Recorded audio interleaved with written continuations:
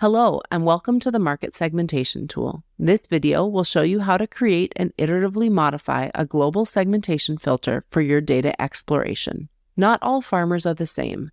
They vary in a myriad of ways that have important market development implications. Many Malawian farmers are smallholders, but there's not a single definition of what constitutes a smallholder. These farmers produce different commodities, both crops and livestock, in different locations, on different sizes of land, with different degrees of input and output market participation, and vary in their resilience to climate and market risks. Identifying the right market segment is key to agricultural transformation.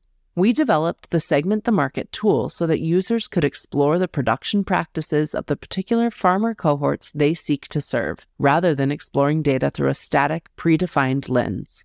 The Segment the Market option is only available when interacting with variables inside the income or production modules, which are based on the World Bank's LSMS integrated surveys on agricultural household level data.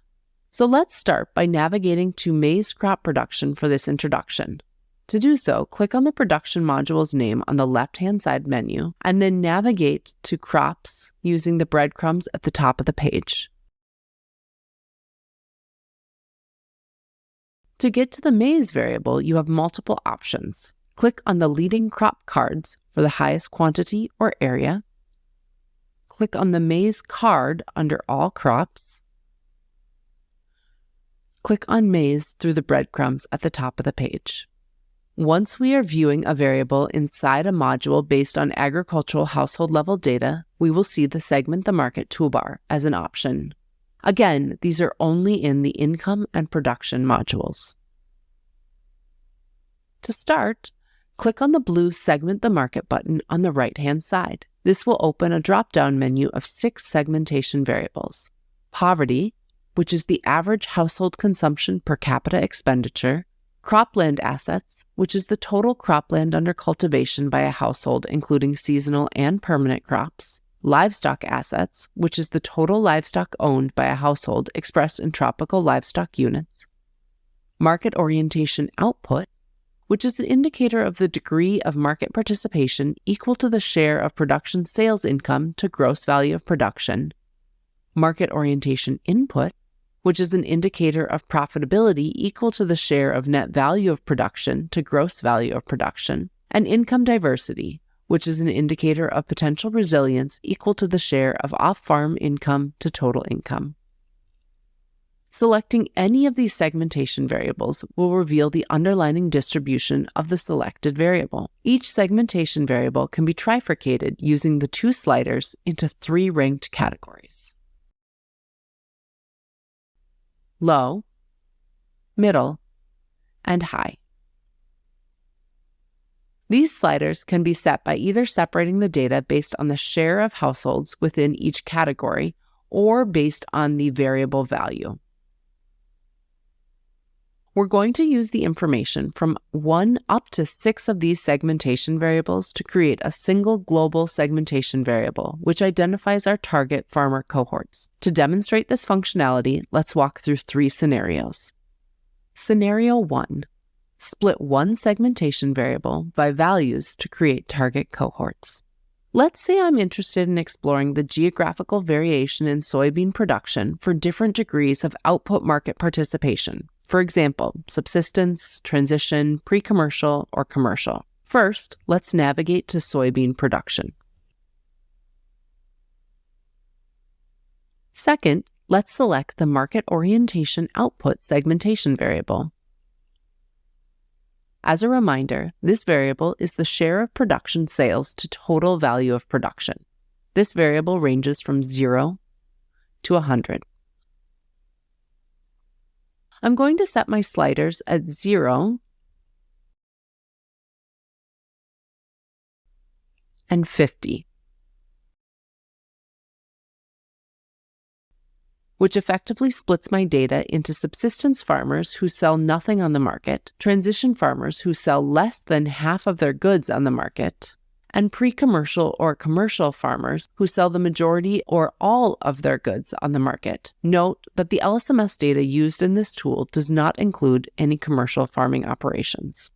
Once we set our two thresholds with the sliders, we can think about this segmentation variable as split into low, middle, and high cohorts of households. In this case, the low cohort, or subsistence, contains 43% of ag households in 2019-2020. The middle cohort, or transition, contains 47% of ag households, and the high cohort, or pre-commercial commercial, contains 10% of ag households.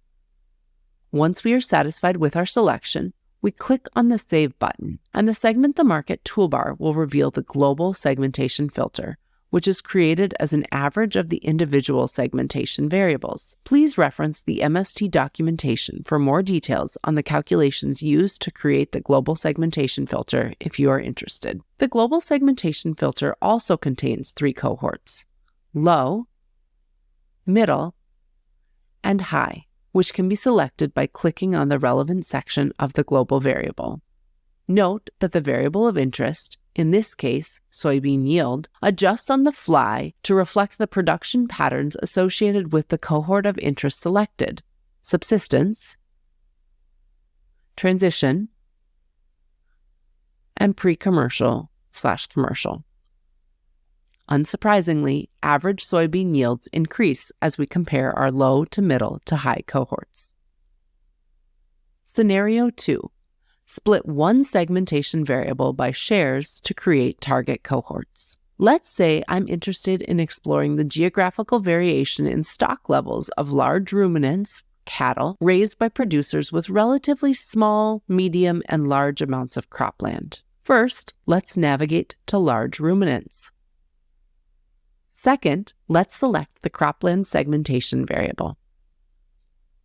As a reminder, this variable is total land under cultivation by a household, including seasonal and permanent crops. The variable ranges from 0 to 15 hectares.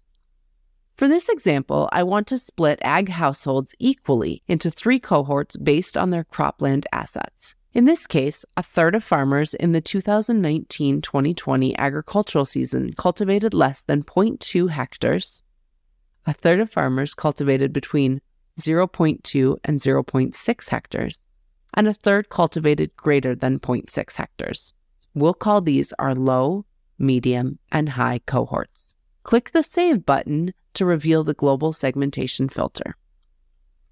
When exploring the large ruminants production by cohort, we see that the stocks of livestock raised increases with the area of cropland cultivated. Scenario 3. Use multiple segmentation variables to create target cohorts. Let's say I'm interested in exploring the geographical variation in agrochemical use by producers with different degrees of output market participation and small, medium, and large amounts of cropland. First, let's navigate to agrochemical use. Second, let's select both the market orientation output and cropland segmentation variables. We are going to use the same thresholds for these two variables as was used in scenarios 1 and 2. For market orientation of crops, we'll set the variable to 0 and 50 to denote subsistence, transition, and pre-commercial commercial farmer segments. For cropland, we'll split the ag households equally into three cohorts. The global segmentation filter is a bit harder to interpret now that it's based on two variables, but it is still split into three cohorts.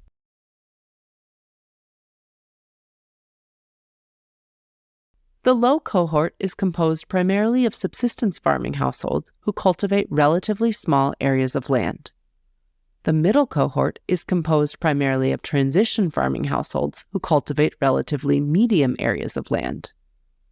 And the high cohort is composed primarily of pre-commercial/commercial farmers who cultivate relatively high areas of land. We see that the agrochemical use increases notably as we move from the low to middle to high cohorts.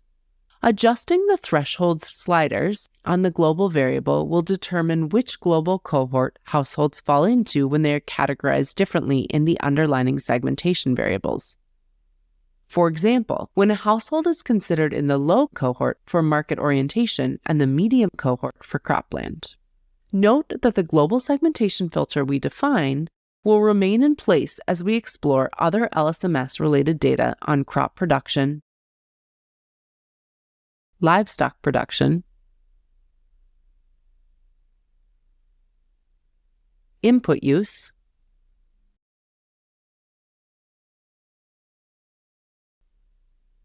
market orientation or participation,